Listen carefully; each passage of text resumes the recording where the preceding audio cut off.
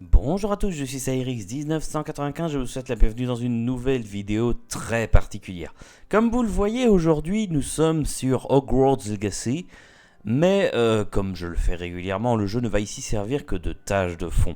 Le sujet principal de la vidéo va être un sujet que je vais mentionner à l'oral. En gros, nous sommes plus sur une vidéo de chatting. Et là, en l'occurrence, on n'est pas sur n'importe quelle vidéo de chatting parce que c'est une vidéo qui va être paradoxalement, je pense, l'une des plus importantes de la chaîne et en même temps l'une des plus dures à tourner pour moi. C'est une vidéo que je réfléchis à tourner depuis plusieurs années déjà. Peut-être même depuis les débuts de la chaîne. Alors peut-être pas depuis les débuts de la chaîne parce que c'est pas forcément... Enfin voilà. Mais c'est un sujet auquel j'ai beaucoup réfléchi. Et il se trouve qu'hier soir, je suis allé au cinéma voir un film en avant-première. Et ce film a été un déclic. Et je pense que je suis prêt à faire cette vidéo. Je ne sais pas si j'aurai le courage de la mettre en public. On verra bien après quand je regarderai le résultat sur ce que j'en pense. Malgré tout, j'ai envie d'essayer parce que c'est important. Cette vidéo, donc, c'est une vidéo où j'ai envie de parler d'un sujet qui est extrêmement important dans ma vie et très récurrent. Et du coup, c'est une vidéo qui va un peu parler de ma vie personnelle, même si je vais pas non plus vous étaler en mode influenceur vlogging. Malgré tout, c'est un sujet qui concerne un petit peu la chaîne parce que notamment, ça a des implications dans sa manière de fonctionner et pas des petites implications. Et ça peut vous éclairer sur un certain nombre de choses, sur comment fonctionne ma chaîne, et parce que c'est tout simplement des choses sur comment je fonctionne moi. Et je me dis que ça peut être également, je vais pas dire d'utilité publique parce que j'ai pas un grand impact, mais que ça peut peut-être aider des gens à comprendre un petit peu le sujet dont je vais parler, que ce soit les concernés comme les non concernés. Ça vous évitera peut-être de faire des gaffes ou alors d'apprendre quelque chose d'important sur certaines personnes. Voilà. Et donc aujourd'hui, j'avais envie de vous parler euh, d'une particularité que j'ai dans ma vie qui conditionne quelque part toute ma vie. C'est que je suis diagnostiqué d'un trouble mental. Je n'aime pas le mot trouble mental parce que là, comme ça, on imagine que je suis retardé ou quoi que ce soit. Non. J'ai ce qu'on appellerait plutôt, de manière plus juste, une atypie mentale. Et je suis diagnostiqué de ce qu'on appelle aujourd'hui un TSA, c'est-à-dire un trouble du spectre autistique, ce qu'on appelait avant l'autisme ou encore le syndrome d'Asperger. Euh, Ça implique un certain nombre de choses. Pour vous expliquer déjà dans un premier temps ce que c'est que le trouble du spectre autistique, la manière que j'ai moi de l'expliquer aux gens qui ne savent pas ce que c'est j'ai un cerveau qui fonctionne différemment du vôtre sur pas mal de points. En gros, vous avez un moteur essence, moi j'ai un moteur diesel. Ça implique un certain nombre de choses. Je ne prends pas le même carburant, je n'ai pas exactement le même schéma de fonctionnement. Je peux avoir des légères différences au niveau des fonctionnalités. Je suis moins fait pour la vitesse, je suis moins fiable. Par contre, je suis plus doué sur certaines tâches précises, comme le transport de charge. Euh, j'ai besoin d'un préchauffage, j'ai besoin de davantage d'entretien, enfin voilà. Alors, ça c'est une métaphore, je grossis beaucoup le trait. Mais pour faire simple, je suis pas exactement câblé comme la plupart de ce qu'on appelle les neurotypiques, et ça implique un certain nombre de choses dans ma vie de tous les jours. En l'occurrence, dans le cas de l'autisme, c'est pour ça qu'on parle aujourd'hui de spectre autistique, c'est parce que il n'y a pas de notice précise. Il y a des symptômes qui sont évidemment récurrents à tous les autistes, qui fait qu'on les dénomine tous de la même manière, mais chacun a son fonctionnement propre. Et chacun a ses particularités propres.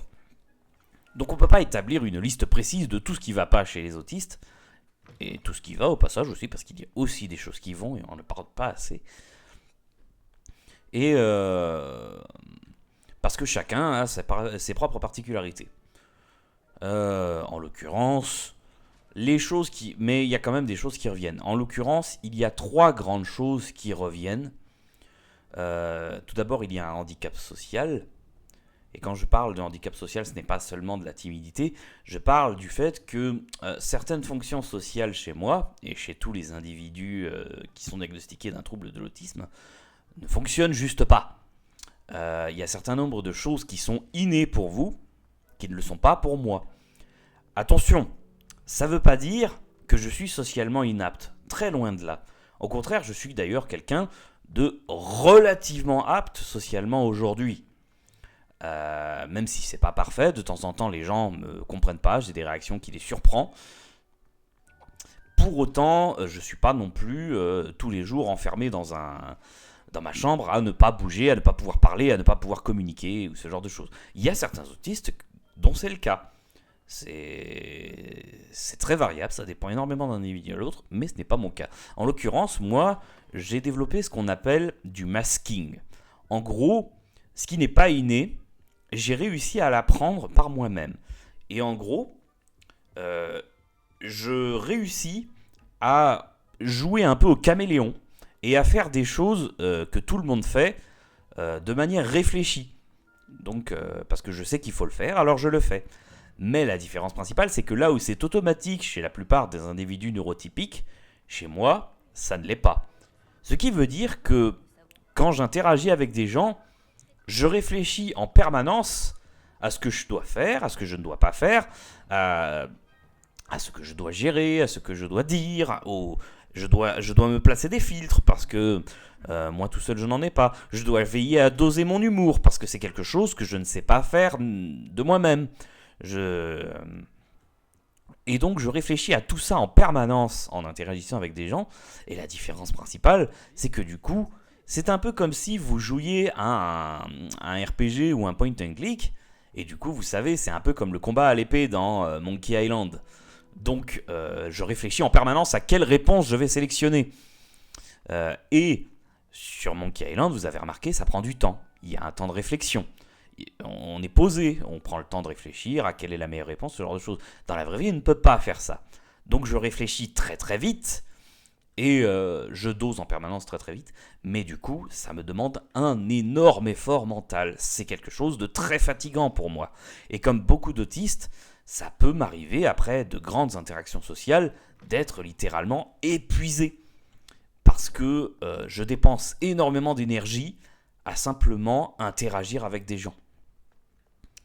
Ce n'est pas quelque chose que je... C'est comme ça, c'est-à-dire c'est ma manière de fonctionner, je fais avec, j'ai pas connu d'autres manières de fonctionner, mais c'est quelque chose que je pense qu'il est important de comprendre quand on connaît ou quand on connaît des gens comme moi.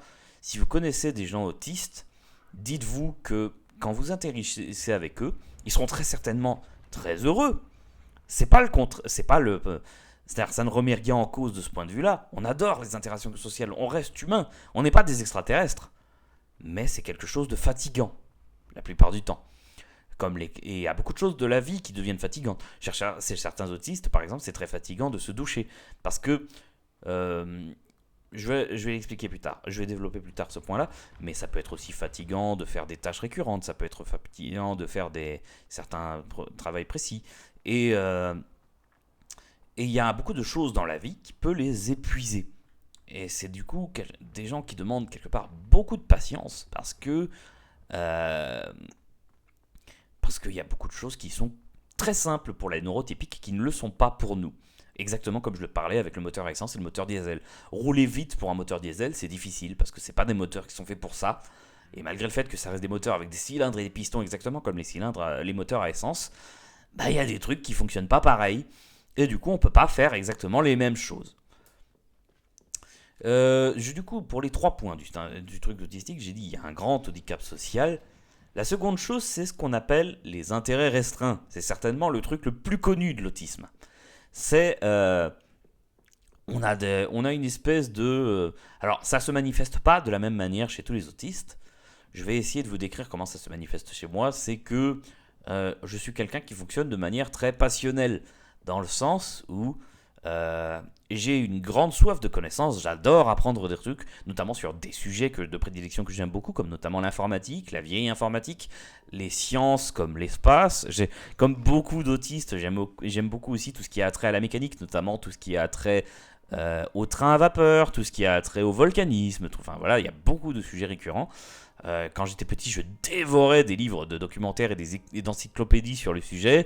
Encore aujourd'hui, je suis contributeur Wikipédia et j'adore me promener sur Wikipédia pour lire des articles dans tous les sens. J'adore écouter des youtubeurs vulgaires, enfin, voilà. Et j'ai un fonctionnement, ce que je décrirais en roue, dans le sens où quand je suis sur un sujet, je suis inarrêtable sur ce sujet, j'adore ce sujet pendant des jours. Et puis du jour au lendemain, je vais changer de sujet, subitement. Et ça peut être tout et n'importe quoi comme sujet. Ça peut être des trucs vachement vastes, comme, je sais pas, les trains à vapeur, comme je disais par exemple. Et ça peut être des trucs très précis, comme par exemple le fonctionnement du module SCSI d'un Macintosh classique. Et c'est ça, ce qu'on appelle les intérêts restreints, c'est qu'en fait, dès que j'ai un centre d'intérêt, il peut être très vaste ou justement très restreint, et je vais pas le lâcher de sitôt. Et puis ça va être récurrent dans ma vie. D'une manière générale, voilà. Et donc c'est le deuxième grand symptôme de l'autisme, c'est les intérêts restreints. Le troisième grand symptôme de l'autisme, c'est les hyper et hyposensibilités sensorielles. Nous avons 5 sens, en réalité c'est plus complexe que ça, et chez la plupart des autistes, ces sens ne fonctionnent pas comme ils devraient fonctionner. Certains sont hypersensibles, par exemple il y a beaucoup d'autistes qui sont hypersensibles au bruit, c'est-à-dire le bruit peut devenir extrêmement irritant pour eux, ou à la lumière par exemple. Personnellement, je suis un peu sensible au bruit, notamment certains bruits. Je fais ce qu'on appelle de la misophonie. Et il peut aussi y avoir des hyposensibilités, c'est-à-dire des sens qui, eux, ne fonctionnent pas comme ils devraient fonctionner. Et en l'occurrence, moi, par exemple, j'en ai au niveau des odeurs. J'ai du mal à sentir les odeurs. Des fois, je sens des odeurs fantômes qui n'existent pas. Des fois, je n'arrive pas à les identifier. Enfin, voilà. Parce que mon nez est très peu sensible. Alors, il faut savoir que dans le cas des sens, chez un autiste, le problème, il ne vient pas des sens en eux-mêmes. Les organes sensoriels en eux-mêmes vont très bien. C'est au niveau du câblage que ça merde. Le cerveau interprète comme il peut. De toute façon, l'autisme, c'est une atypie mentale. Ce qui signifie que tout ce qui implique le fonctionnement autistique vient plus ou moins du cerveau. D'ailleurs, il y a un truc qui est important à dire, c'est que en France, on a un retard considérable sur la manière dont l'autisme est considéré dans la société. On a entre 20 et 50 ans de retard par rapport à d'autres pays.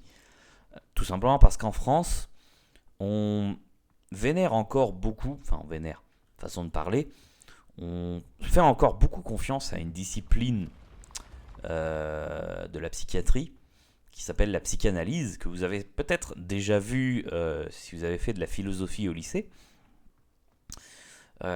Qui a été notamment porté par monsieur Sigmund Freud. Et à l'époque, c'était sans doute une approche intéressante de la manière de voir le fonctionnement cérébral, mental des gens. Parce que ça s'était jamais fait, c'était révolutionnaire, c'était une avancée vers notamment les progrès du subconscient, ce genre de choses.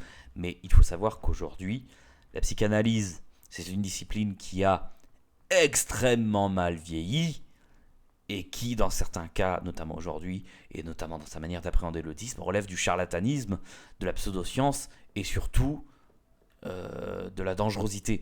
Parce que la psychanalyse, l'autisme, elle le traite comme une maladie comme une maladie déjà, qui a été provoquée par les parents. En l'occurrence, on parle souvent d'une mère qui n'a pas aimé son enfant. Et il faut savoir que c'est complètement faux. Si vous pensez ça, ce n'est pas vrai. Il faut à tout le prix que vous remettiez ça en cause dans votre tête. L'autisme, ce n'est pas du tout lié à l'éducation. L'éducation peut aggraver la névrose autistique, ça c'est vrai, Mais le point de départ, il est dès la naissance. Et en l'occurrence, aujourd'hui, on tend à prouver, déjà on le sait, il a une implication génétique, mais on tend à prouver que ce serait justement une maladie génétique, c'est-à-dire provoquée par certains gènes, ou du moins favorisée par certains gènes. Et en l'occurrence, on pense même aujourd'hui que si l'autisme augmente dans le monde, bon, il y a un certain nombre de choses qui en sont responsables, notamment le fait qu'on diagnostique de plus en plus, on le détecte de mieux en mieux et on le prend de mieux en mieux en charge. Mais il y a aussi le fait que, avec l'état de notre monde actuel et notamment l'état de la pollution, l'état de notre nourriture ou de ce genre de choses,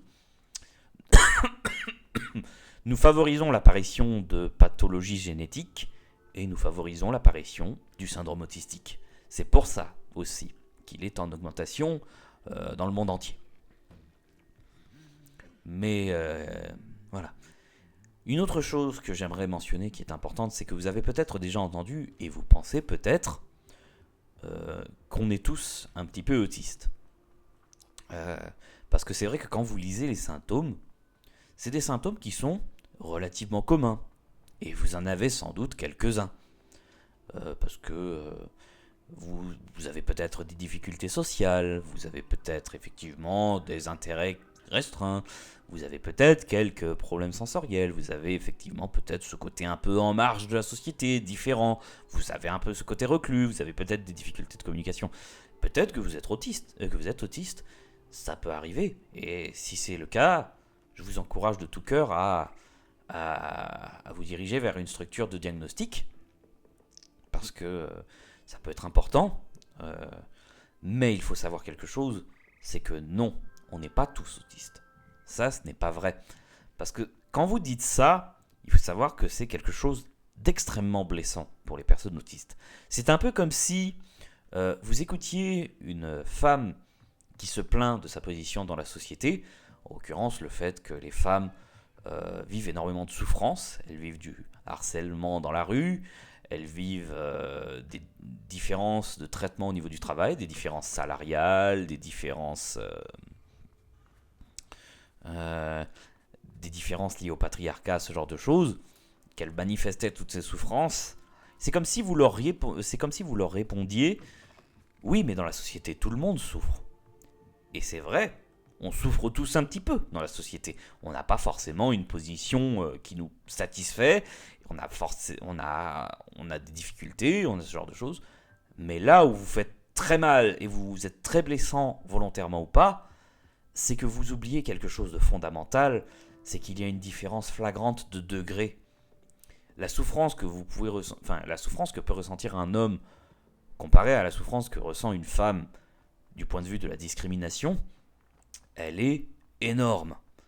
Et en l'occurrence, certaines femmes féministes, peut-être un peu trop extrêmes, disent qu'un homme ne peut pas comprendre cette situation. Et c'est sans doute vrai. En tant qu'homme, ça va être dur pour moi de m'exprimer sur le sujet, mais je le comprends un peu du point de vue de l'autisme. Parce que c'est un peu pareil. C'est-à-dire, quelque part, quand vous dites que tout le monde est un peu autiste, vous montrez à quel point vous ne l'êtes pas. Parce que l'autisme, c'est pas juste quelques petits symptômes comme ça qui conditionnent une manière de vivre un petit peu en marge de la société. Non, c'est un vrai handicap qui demande une prise en charge et un accompagnement et qui provoque des difficultés énormes à tout simplement vivre. Moi, en l'occurrence, je ne peux pas vivre seul, je ne peux pas vivre en autonomie.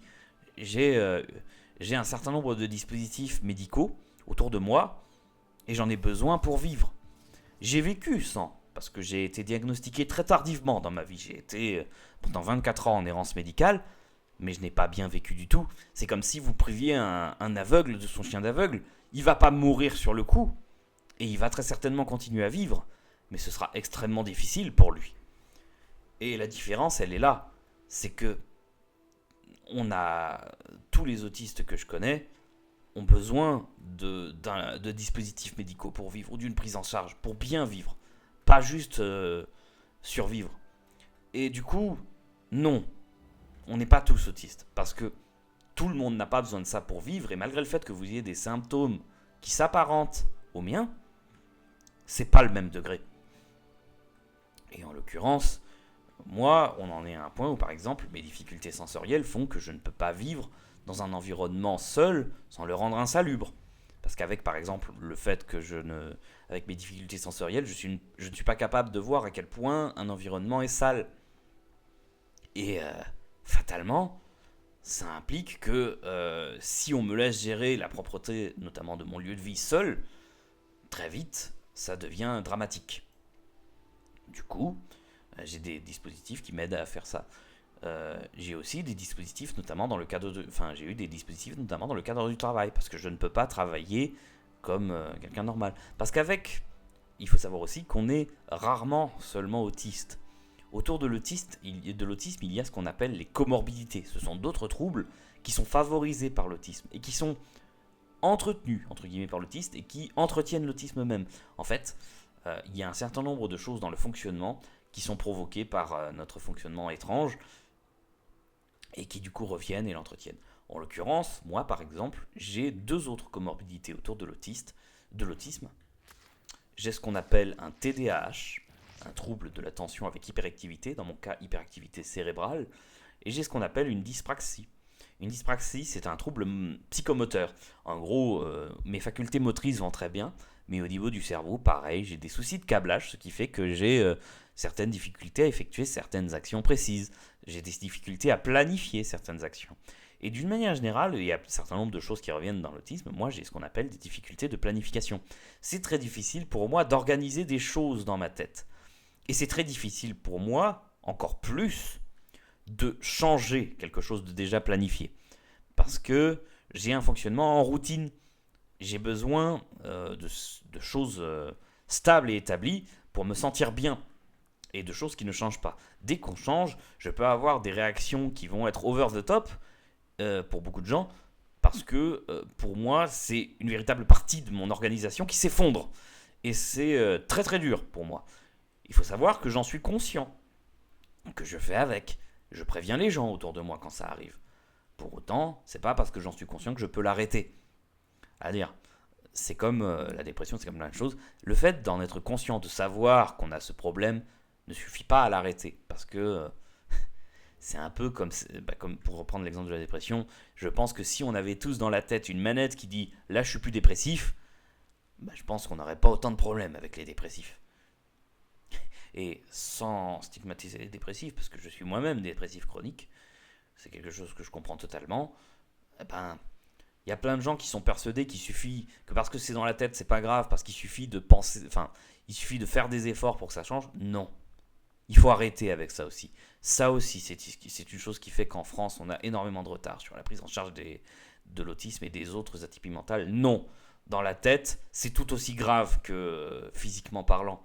Le cerveau, c'est un organe comme un autre, et il fonctionne comme un autre organe. Il peut tomber malade aussi, et il peut avoir des handicaps aussi. Et ça veut dire que même si des fois on déploie tous les efforts qu'on veut, peut-être même qu'on déploie plus d'efforts que des personnes neurotypiques, non. On ne partira pas, on ne pourra pas déroger de notre manière de fonctionner. Parce qu'il y a un autre cliché également que je veux vous dire, c'est que l'autisme, ce n'est pas une maladie. C'est une atypie, c'est un fonctionnement alternatif. Comme je disais, c'est un moteur diesel à côté du moteur essence. Mais ça veut dire que ça ne se guérit pas. Ça ne se résorbe pas. On ne peut pas. Tout ce qu'on apprend, c'est vivre avec. Parfois avec des traitements médicamenteux, des fois avec des psychothérapies, des fois avec des dispositifs médicaux. Ça dépend des autistes, ça dépend des degrés, ça dépend des déficiences, ça dépend de plein de choses. Mais on n'en guérit pas. Ce n'est pas vrai. Et c'est pas grave. Parce que ce n'est pas une maladie.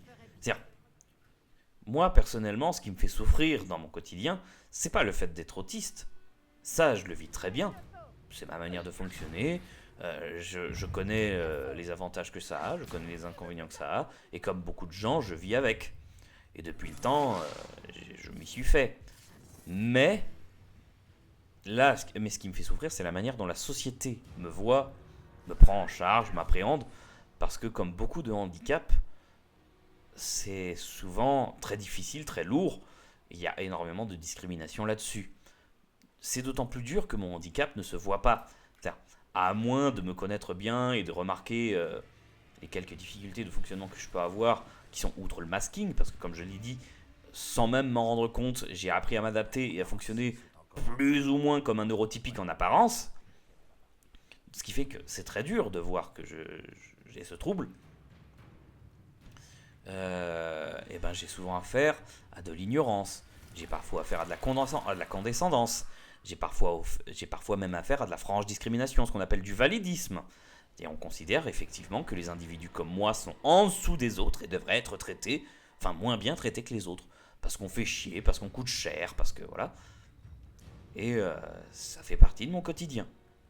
Peut-être que, et comme beaucoup de discriminations, vous vous dites peut-être que j'exagère, que je déforme la réalité, que je suis hystérique ou quoi que ce soit. Non. Non. C'est juste ma manière de voir les choses. Parce que, effectivement, c'est une souffrance dans certains cas, ça peut arriver. Et quand on souffre, effectivement, des fois on en parle avec colère, des fois on en parle avec lourdeur.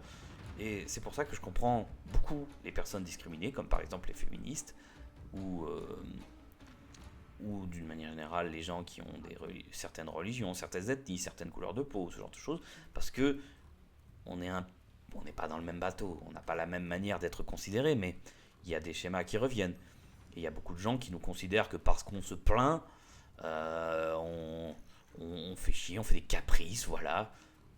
Non, on souffre, c'est tout. Et quelque part, en nous faisant ces reproches-là, vous montrez à quel point vous ne souffrez pas autant que nous.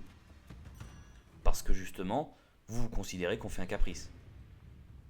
Et des fois, on aurait vraiment envie que vous vous mettiez à notre place, pour voir à quel point c'est pas vrai.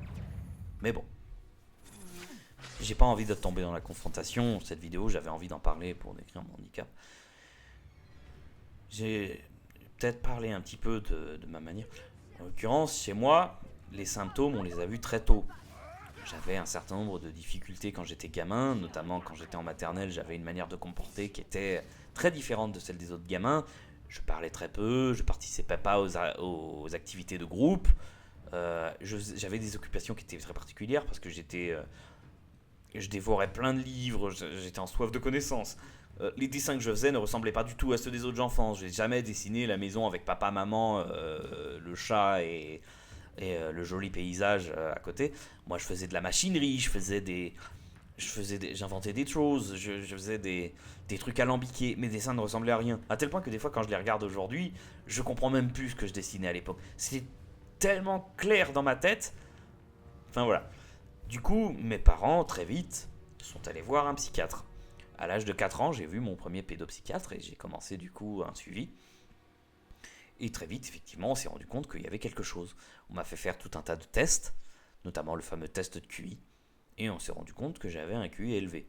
Alors, dire qu'on a un QI élevé, plein de gens se disent on flex. Non.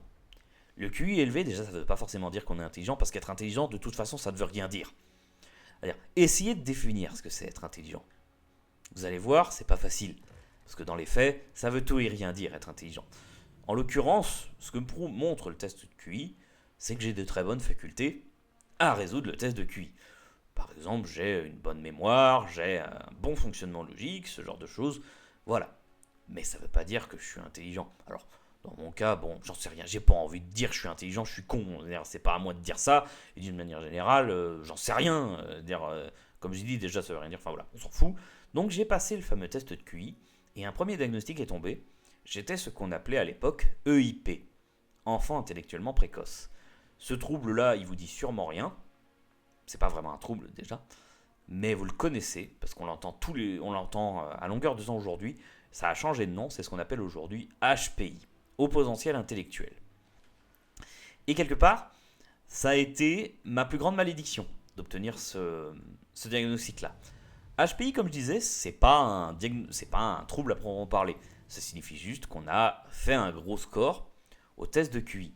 Seulement, avec les années, beaucoup de psychiatres se sont rendus compte que... Pardon. Beaucoup de psychiatres se sont rendus compte que les HPI, ils avaient beaucoup de similitudes dans leur profil. Ils avaient des profils récurrents, des symptômes qui ressemblaient beaucoup à ceux de l'autisme. Mais pas forcément au degré de l'autisme. Il faut savoir qu'à l'époque, jusque dans les années 90, l'autisme, on le considérait surtout dans sa forme la plus vénère. C'est-à-dire l'autisme avec déficience, avec retard mental, avec d'énormes difficultés de de conversation. C'est-à-dire les personnes un petit peu comme Rainman qui ne peuvent pas vivre seules et qui doivent vivre dans une structure, en hôpital psychiatrique ou ce genre de choses parce que le handicap est trop grand. C'est-à-dire la prise en charge du profil Asperger est venue après. Et donc, ils ont repéré que beaucoup de personnes HPI avaient ce truc-là, et ils ont établi une sorte de profil type, le profil HPI. Alors, c'était une manière de fonctionner des gens, mais ça demandait pas forcément de prise en charge, parce que c'était pas grave, c'était juste, voilà, les gens ont des fonctionnements un peu particuliers. Parfois, on en parlait un petit peu aux enseignants dans les écoles, ou ce genre de choses, mais on déployait pas de dispositifs, on déployait pas de prise en charge, et on arrêtait un peu les recherches là. Et puis en 2014, il y a une étude qui a fait un gros boom dans le milieu. Parce qu'on s'est rendu compte qu'en vrai, des HPI, il y en a plein. Et surtout, il y en a plein qui ne se font pas diagnostiquer. Parce qu'ils fonctionnent tout à fait normalement, entre guillemets. Il n'y a pas de fonctionnement normal, bien sûr, mais c'est-à-dire, ils fonctionnent de manière suffisamment normée pour ne pas avoir à aller voir un psychiatre dans leur vie. Ce qui fait qu'il y a énormément d'HPI dans la société qui s'ignorent. Et on s'est rendu compte que du coup, l'histoire de profil HPI qu'on avait établi pendant 20 ans, bah, c'était du vent. Et la plupart des HPI qui ont été diagnostiqués comme moi, ils avaient des problèmes plus graves. Et moi, donc, j'ai été pris en charge à mes 4 ans, diagnostiqué HPI à mes 7 ans, et donc on s'est rendu compte vers mes 22-23 ans que non, j'étais pas juste HPI, j'avais un problème plus grave. Et c'est à partir de là que de nouvelles démarches ont démarré, que je suis retourné à l'hôpital, que j'ai refait de longs tests sur plusieurs jours. J'ai enchaîné les rendez-vous ophtalmologiques, la psychomotricité, j'ai enchaîné les longues sessions de profilage autistique, ce genre de choses, et le diagnostic est tombé.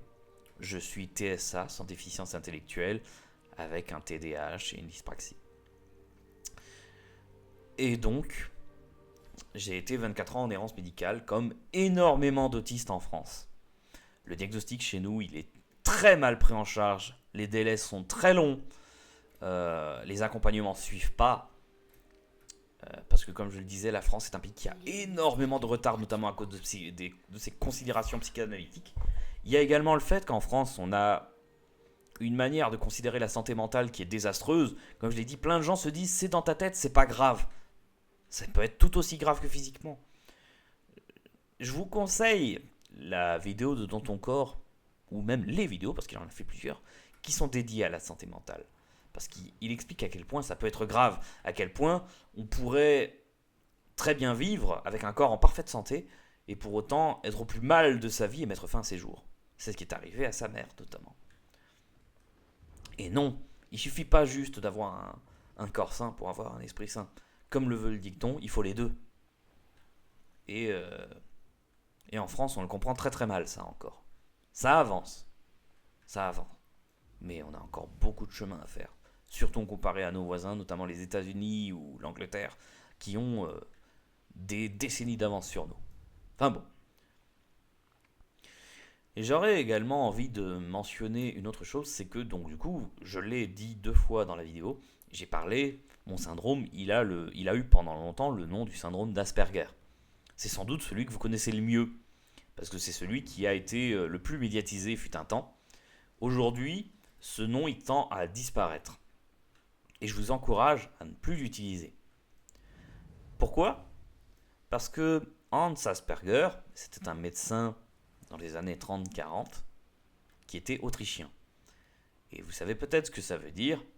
À cette époque-là, le régime en place, c'était pas le meilleur régime du monde. Et en l'occurrence, Hans Asperger, il a établi le premier profil autistique sans déficience intellectuelle sur ordre du Führer pour déterminer qui envoyer en camp de concentration et qui ne pas envoyer en camp de concentration. Alors, évidemment, comme beaucoup de ces gens-là, il y a des polémiques. Est-ce qu'il était convaincu par sa cause et est-ce qu'il a délibérément envoyé plein d'autistes sur l'échafaud, enfin dans la chambre à gaz en l'occurrence. de sang-froid, ou alors est-ce qu'il a cherché à les protéger, est-ce qu'il a cherché à bien agir, est-ce qu'il a cherché à juste faire son travail, est-ce qu'il était... Enfin voilà, c'est dur à dire. Parce qu'il y a des gens qui disent que non, il y a des gens qui disent que oui, on entend tout et son contraire.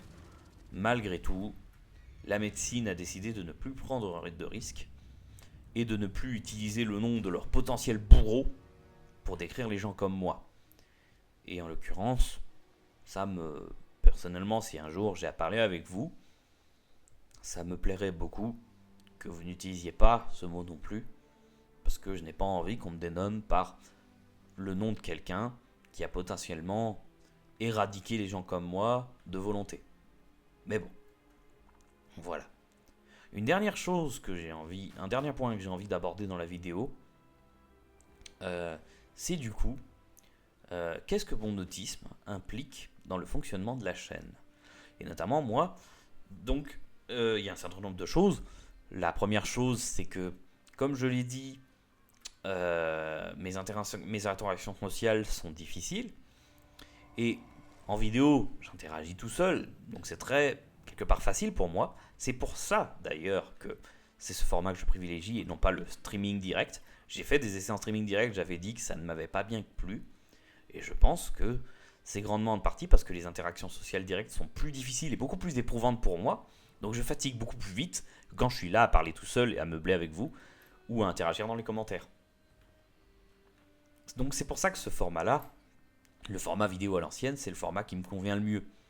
Et c'est pour ça qu'il y a très peu de chances que vous me voyez en live seul. C'est pour ça que quand je suis en live, en général, j'aime être avec des gens que j'aime bien, comme Ruby, comme j'en ai eu d'autres par le passé, enfin voilà. On aime bien voler les hypocrites des autres. Et donc voilà. Du coup, c'est pour ça que seul je reste sur ce format. Une autre chose qui est importante, c'est le fameux délai régulier des vidéos. En l'occurrence, et aussi mes capacités et incapacités à faire certaines vidéos.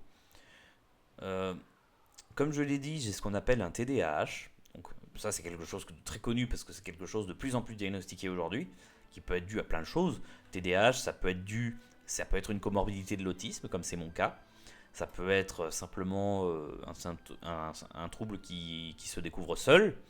Ça peut être aussi un simple... qu'est-ce que je veux dire ? Mince, pardon.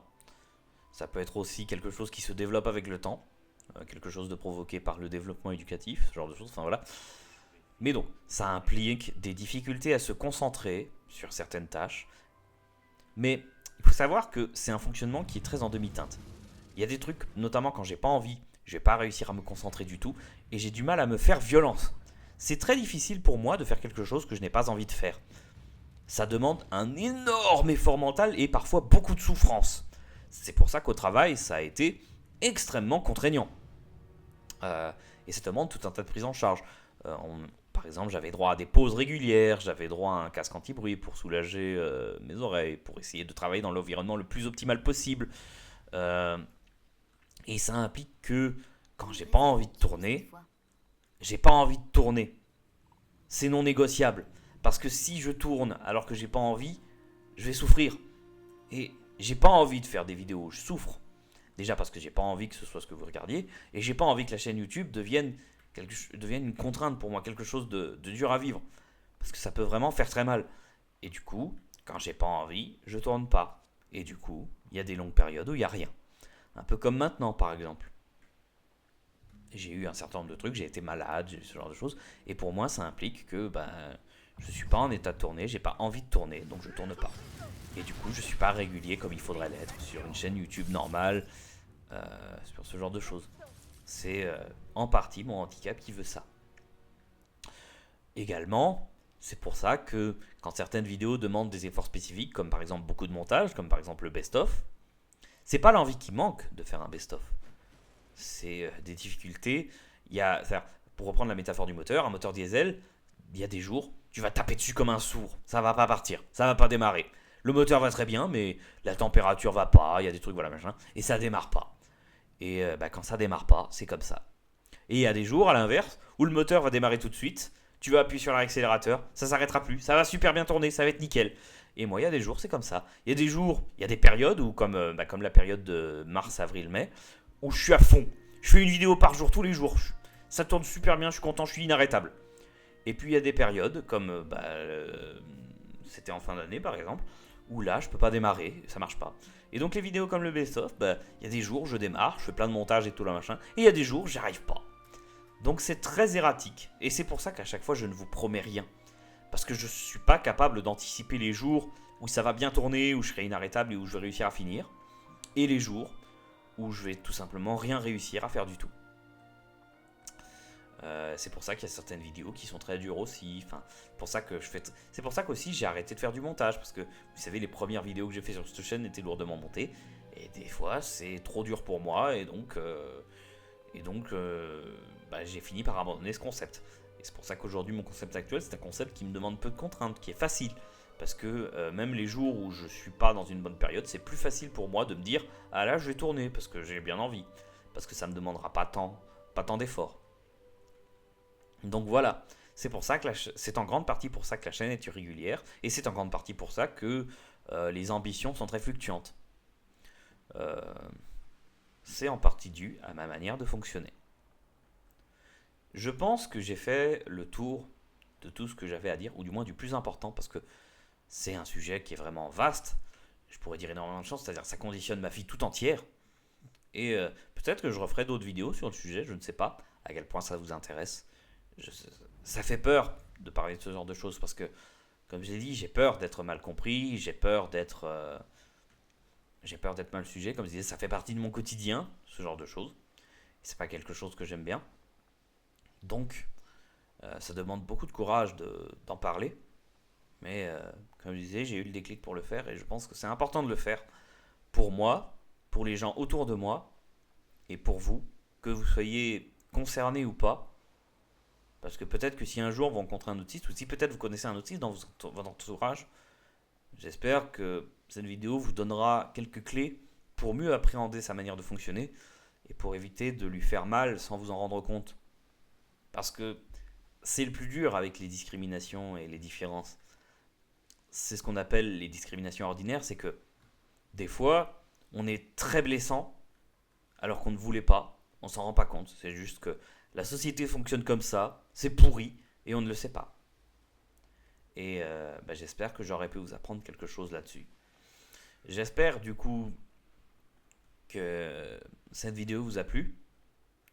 Je suis désolé de ne pas réussir pour l'instant à maintenir les deux grands formats de la chaîne. Comme je l'ai dit, c'est pas lié à... Ça me plaît beaucoup, c'est-à-dire le format Monkey Island, j'adore ça, le format Pokémon, j'aime beaucoup aussi, enfin voilà, j'aime toujours faire des vidéos sur la chaîne, mais seulement actuellement, on n'est pas dans une bonne phase du moteur, donc il faut attendre un petit peu, peut-être que ça redémarre. Je suis pas bipolaire, c'est pas des périodes régulières, et puis même les bipolaires, c'est pas des périodes régulières, mais ça va peut-être pas revenir de sitôt, enfin voilà, n'essayez pas d'y voir un cycle. Juste, comme je l'ai dit, attendez, soyez content si ça arrive, et soyez patient si ça n'arrive pas. C'est juste ce que je vous demande, parce que c'est juste comme ça que je fonctionne. J'espère que ça vous conviendra. Je suis désolé de ne pas pouvoir faire comme il faudrait faire, mais j'espère que vous accepterez ce que je vous propose malgré tout. Du coup, j'espère que cette vidéo vous aura intéressé. Je vous souhaite d'aller bien jusqu'à la prochaine vidéo et je vous dis à la prochaine. Salut!